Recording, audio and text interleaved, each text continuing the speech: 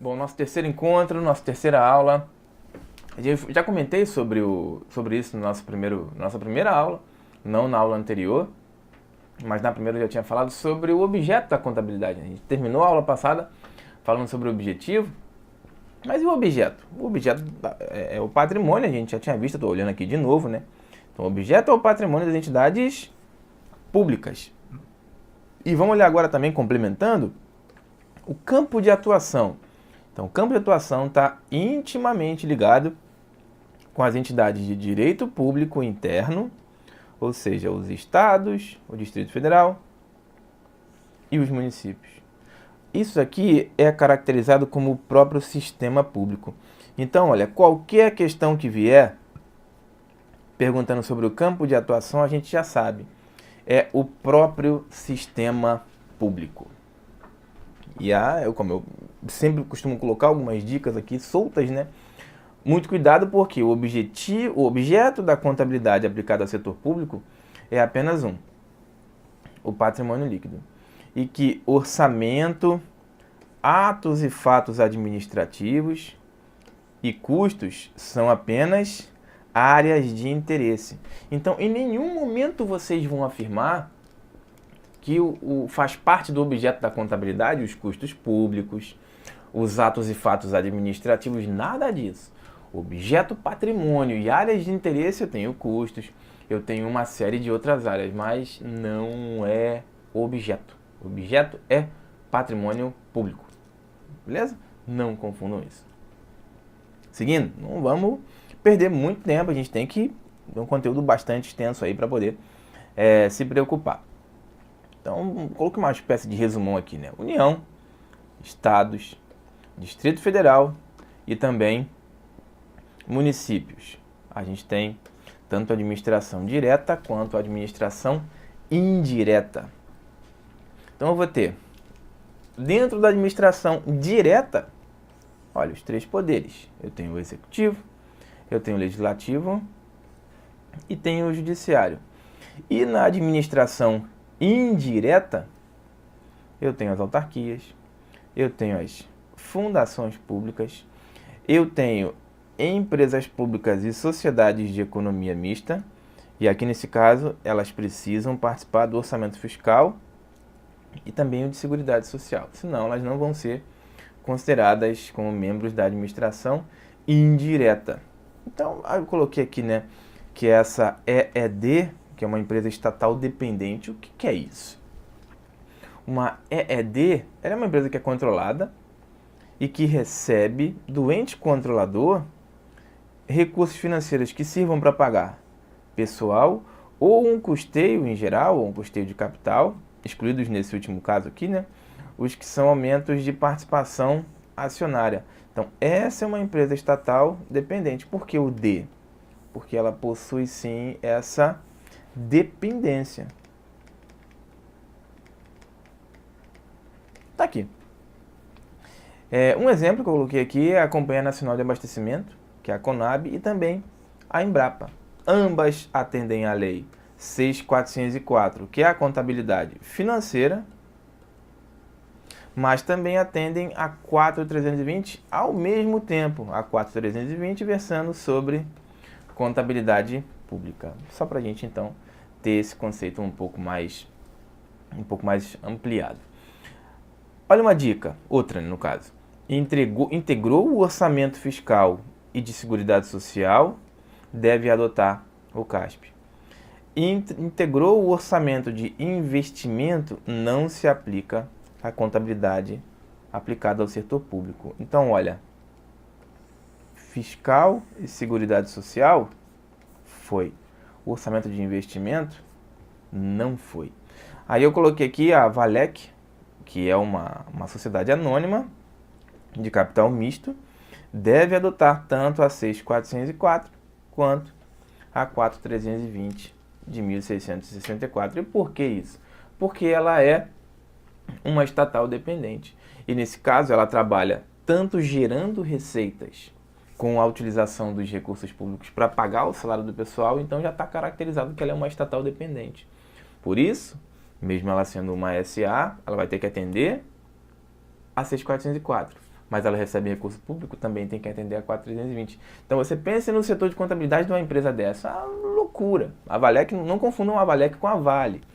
A Vale é mineradora, a Valec já trabalha com a parte de estrutura, é diferente da Vale, não tem relação direta nenhuma entre elas, Vale e Valec. Campo de atuação do CASP, eu tento desmembrar com o máximo de detalhes essas minúcias, para poder vocês não precisarem ter tanto tempo de estudo e conseguirem acertar as questões lá na hora da prova. Então, integralmente, em relação ao campo de atuação, as entidades governamentais, integrantes do orçamento financeiro e do orçamento de seguridade social. Essas vão ter que cumprir integralmente. Os serviços sociais, que recebem recursos do governo, e também os conselhos profissionais, como o próprio CFC, como a Ordem dos Advogados do Brasil, enfim. Agora, vão ter que parcialmente cumprir todo o trâmite normativo da contabilidade aplicada ao setor público, personalidade jurídica de direito privado, e inclusive aqui os integrantes do orçamento de investimento, o OI aqui, que recebam, guardem, movimentem ou gerenciem e apliquem recursos públicos na execução de suas atividades. Aqui, por exemplo, a gente tem uma organização do terceiro setor, uma organização não governamental, porque ela recebe recursos públicos, ela representa, de certa forma, o governo em algum momento. Só que ela não tem que cumprir integralmente todas as normas, ela tem alguns benefícios, e nesse caso, ela recebe recursos que muitas vezes estão ligados ao orçamento de investimentos e acaba sendo parcialmente afetada pela contabilidade aplicada ao setor público. Também pessoas físicas que recebam subvenção, benefício ou incentivo fiscal ou creditício e de órgão público. Que é um exemplo simples de uma ocorrência de pessoa física que deve prestar contas ao governo, que é bem raro disso ocorrer, né? Quer dizer, raro não, mas não é tão comum a gente não vê no meio da rua acontecendo. Mas o governo ele possui incentivos para poder fazer com que as pessoas com qualquer tipo de deficiência física possam adquirir um veículo com a isenção de impostos. Só que esse veículo ele deve ficar com aquela pessoa por no mínimo 2 anos. Se ela vende antes de 2 anos, o que acontece? Ela tem que fazer o recolhimento dos valores que ela não recolheu antes e ainda o valor corrigido. Esse é o controle. E mesmo sendo uma pessoa física, você recebeu uma subvenção ali, você recebeu uma isenção. Se você não cumprir todas as regras, você tem que fazer o recolhimento tributário. E isso gera, sim, dívida ativa, se você não fizer. Então, só para a gente ver que também a pessoa física pode ser afetada pela contabilidade aplicada ao setor público. É óbvio que vai ser numa escala muito pequena, mas sim, pode ser afetada. Então, você já sabe. A pessoa física também pode ser afetada pela CASP, pela contabilidade aplicada ao setor público? Sim. A resposta é sim.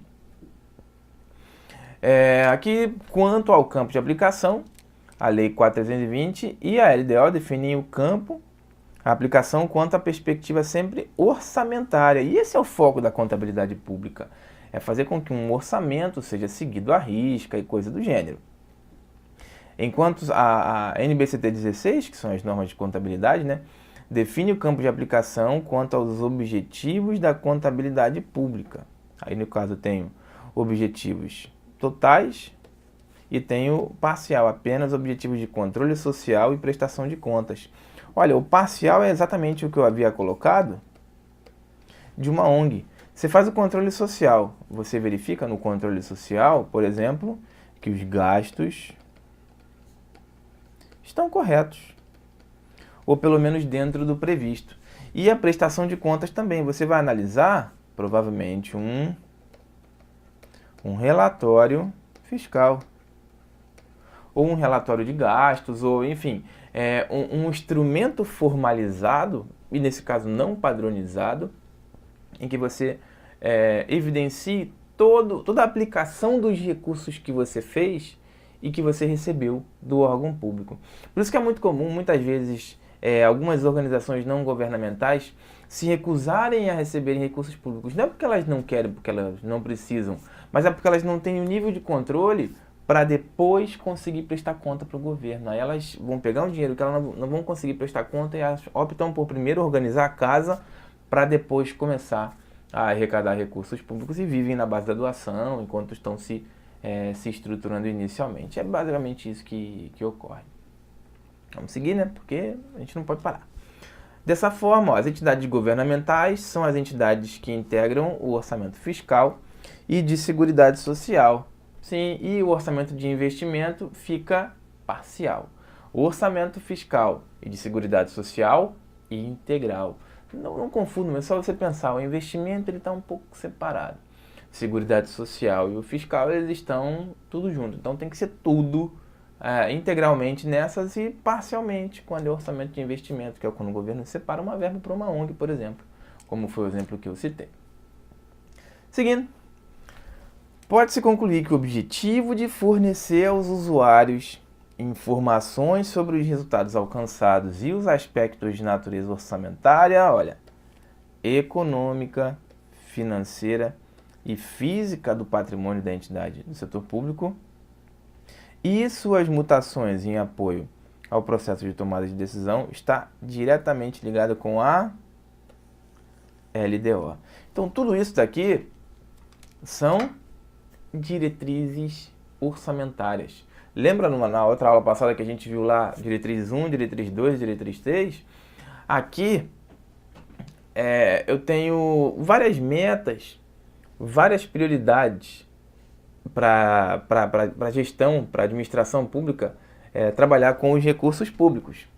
E essas prioridades, essas metas, elas devem estar muito bem evidenciadas dentro da LDO. Então eu vou trabalhar com o meu patrimônio de maneira fisicamente, de que forma? De maneira orçamentária, como vão ser realizados os investimentos para a população. Então eu tenho uma série de controles que devem ser feitos e que, por essa necessidade de controles, eu tenho que seguir uma série de regras. Plano plurianual e a lei de diretrizes orçamentárias. Ali na lei de diretrizes orçamentárias eu tenho as metas e prioridades. Então, lá no plano plurianual eu tenho diretrizes, objetivos e metas. Então eu tenho algo um pouco mais amplo. E embaixo são só metas e prioridades. Então a gente começa a entrar um pouco mais a fundo e entender um pouco melhor a parte da contabilidade pública, que muitas vezes fica muito nebulosa, porque eu não consegui estudar direito na época da graduação, eram só 6 meses, enfim. Mas a gente precisa aprender e precisa acertar as questões que caírem, porque uma questão pode ser a diferença para você ser aprovado e não ser aprovado. Então, voltando aqui, como eu falei, a gente vai começar sempre a ver questões toda vez que a gente tiver conteúdo suficiente para tal. E a primeira que a gente vai ver é esta aqui, uma questão da FGV, talvez um pouquinho mais difícil do que as questões normais do CFC de 2015. Então, de acordo com a resolução CFC 1128 de 2008, o campo de aplicação é o espaço de atuação do profissional de contabilidade que demanda estudo, interpretação, identificação, mensuração, avaliação, registro, controle e evidenciação de fenômenos contábeis decorrentes de variações patrimoniais. Muito bem. Essa mesma resolução dispõe que o campo de aplicação da contabilidade aplicada ao setor público pode ter 2 escopos. Olha o que a gente terminou de ver, ó, integral e parcial. Entidades abrangidas pelo escopo parcial, ele quer saber do parcial. Do campo de aplicação são quais? Olha, a gente viu, o conselho profissional a gente terminou de ver, ele é integral, então não pode ser. A autarquia recebe recurso para pagar, por exemplo, o salário. Também não pode ser. Fundação pública também recebe dinheiro para pagar salário. É integral. Aí eu tenho um partido político. Olha, partido político recebe uma parcela de recurso, mas me parece ser orçamento de investimento, hein? Então eu não vou marcar aqui ela com certeza, mas pode ser. E serviço social. Olha, serviço social está ligado a orçamento social. O orçamento social fiscal e de seguridade social, olha, ele é integral. Então me parece que a resposta é a letra D. Vamos analisar. O campo de atuação da contabilidade, lá naquela resolução, aplicada ao setor público, abrange todas as entidades do setor público. Isso aqui de maneira integral, não tem diferença. As entidades abrangidas pelo campo de aplicação devem observar as normas e as técnicas, tal. Seguinte escopo. Integra o orçamento fiscal e da Seguridade Social, deve adotar a CASP. Não integra o orçamento de investimento, não se aplica a CASP. Nesse caso, parcialmente entram fundos e pessoas jurídicas de direito público ou que, possuindo personalidade jurídica de direito privado, recebam ou guardem, movimentem, gerenciem ou apliquem dinheiros, bens e valores públicos na execução de suas atividades. E equiparam-se para efeito contábil até as pessoas físicas, como eu coloquei o exemplo lá da situação do veículo com isenção de impostos, que recebam subvenção e tal, isso já comentei com vocês. Aí a resolução, integralmente as entidades governamentais, os serviços sociais, que é a última letra E, né, e os conselhos profissionais, e parcialmente as demais entidades do setor público, para garantir procedimentos suficientes de prestação de contas e instrumentalização do controle social. O controle social é aquele que eu posso fazer, aquele que você pode fazer. E na prática, o que os partidos políticos fazem? Eles recebem verbas lá do que se chama de fundo partidário. Com base nisso que eles fazem, pegam esses recursos e investem na estrutura do partido, na compra de horários de propaganda eleitoral. Então, eles vão ter que prestar conta daquilo, embora aquilo não tenha nenhum caráter social. Aquilo é mais para poder a população ver os políticos e verificar o que supostamente eles vão fazer para a população. Vai estruturar o partido, vai fazer com que a população tenha maior possibilidade de se aumentar o nível de politização, porque o brasileiro é muito pouco politizado, isso é uma verdade, principalmente em comparação com alguns outros países aqui da América do Sul, né? Mas então aí está claro para a gente a resposta, o gabarito é a letra D, que é a partir dos políticos, né? Vamos ver uma segunda questão, é também de 2015, só que da Carlos Chagas, essa aqui. Na NBCT 16.1, o campo de aplicação informa quais entidades devem aplicar as regras da contabilidade aplicada ao setor público. Segundo essa norma, não. Ó. Quando eu vejo esse não, eu até vou colocar já um parênteses na leitura, porque ali a gente tem que pensar invertido. Toda vez que eu falar, isso aqui está certo, não está errado, porque não pode ser resposta. Ah, isso daqui também está certo, a letra C. Se está certo, é porque está errado. Não pode ser o gabarito da questão. Porque aí você vai marcar a letra A, todo bobo, porque a letra A está certa. Não é a letra A que está certa. É uma outra resposta que tem que ser o seu gabarito, porque a questão é negação. Nem sempre aquele que estudou mais, ele vai se dar bem na prova. Você precisa saber também fazer prova. Para isso que a gente vê as questões. Ó. Então, segundo essa norma, não estão sujeitas a essas regras. Primeiro, os órgãos dos poderes legislativo e judiciário. A gente já viu que os três poderes têm que entrar. Aqui eu até coloquei em letra minúscula, tinha que ter colocado em maiúscula. Mas a gente já sabe que não é resposta. Por quê? Eles têm que passar, estão sujeitos, então não pode ser.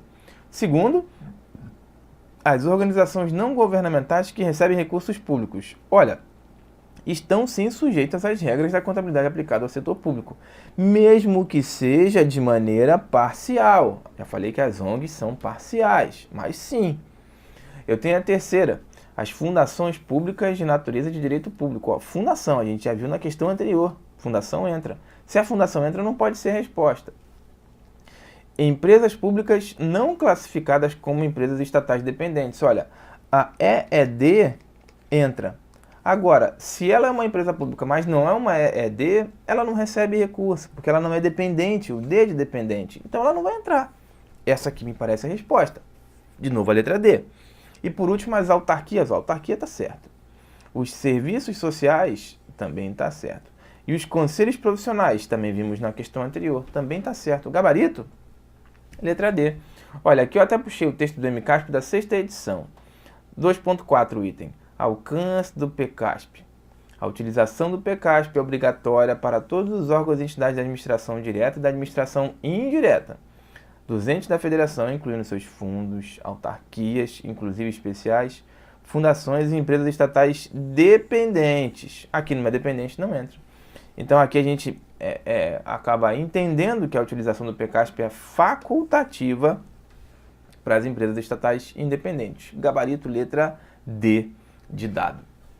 Vamos fazer mais uma questão? O campo de aplicação da contabilidade aplicada ao setor público, segundo as normas brasileiras de contabilidade aplicada ao setor público, abrange todas as entidades do setor público. Olha, a gente já viu que não são todas, né? Porque a gente terminou de ver uma lá, estatal independente, que não vai necessariamente seguir as regras de contabilidade pública. Tá. Segundo, as organizações da sociedade civil de interesse público, as OCIPs. Então aqui o campo de aplicação abrange aqui as organizações da sociedade civil de interesse público, também não tenho certeza. Todos os órgãos e entidades da administração pública direta e indireta, exceto as empresas estatais dependentes. Olha, a estatal dependente, ela até entra. Se ela entra, continua estranho aqui.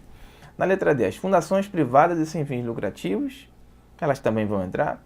As autarquias parcialmente e as empresas de economia mista integralmente. Autarquia não é parcialmente, autarquia é integralmente. Então essa não pode ser. Essa daqui não pode ser só ela.